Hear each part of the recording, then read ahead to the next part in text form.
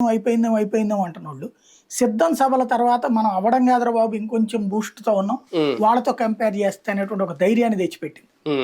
కార్యకర్తల కోసం పెట్టిన సభ అది అంతే. ఈ 4 కూడా కార్యకర్తల మోటివేషన్ అంతే. పొత్తుల గురించి మాట్లాడదామని చెప్పి పొత్తుల గురించి మాట్లాడారు ఆయన జగన్మోహన్ రెడ్డి గారు నిన్న కాసేపు. అంటే కార్యకర్తల సభలో పొత్తుల గురించి మాట్లాడాల్సిన అవసరం ఏముంది? కార్యకర్తలకే కదా చెప్పడం, వాళ్ళ ముగ్గురు కలవడం అంటే మన శక్తి అంటే వాళ్ళే చూపెడుతున్నారని చెప్పడం కదా. ఇప్పుడు మన శత్రువులు అందరూ ఏకమవుతున్నారు. మనకి ఇప్పుడు ఆయన చెప్పింది 6 శత్రువులు అని చెప్పాడు. 6 మన మీద బాణాలు వేస్తున్నారు అన్నాడు.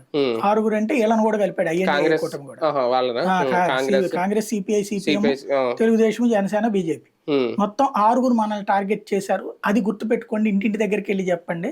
నాకు పెద్దగా పదవి వ్యామోహం లేదు కానీ నేను లేకపోతే గనక ఆగిపోతాయి అని చెప్పండి వీళ్ళకెళ్ళి. అంటే ఎలాగ జనాలు భయపెట్టాలన్నది చెప్పాడు ఆయన. సంక్షేమ పథకాల గురించి మాట్లాడడం ఒక రకంగా, వీళ్ళ పొత్తుల గురించి మాట్లాడడం ఓకే, కార్యకర్తలు చెప్పారని అనుకోవచ్చు. పవన్ కళ్యాణ్ గారు సీట్ల విషయం కూడా మాట్లాడారు. ఆయన తక్కువ సీట్లు తీసుకున్నారు, అంత అవసరం ఏముంది అనేది. అంటే అవన్నీ జగన్మోహన్ రెడ్డి గారికి ఎందుకు అక్కడ ఆ సభలో? మరి వాళ్ళని రెచ్చగొట్టాలి కదా.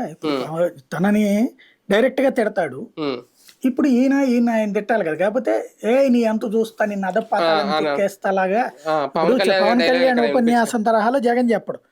జగన్ చెప్పేది ఏంటి, అతని కెపాసిటీ ఇది 24కి సర్దుకుపోయే మెంటాలిటీ.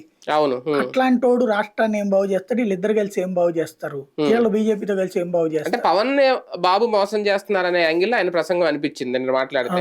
అది కాపుల్ని రెచ్చగొట్టడం. అది కాపుల్లో ఆల్రెడీ ఒక ఫీలింగ్ ఉంది కదా.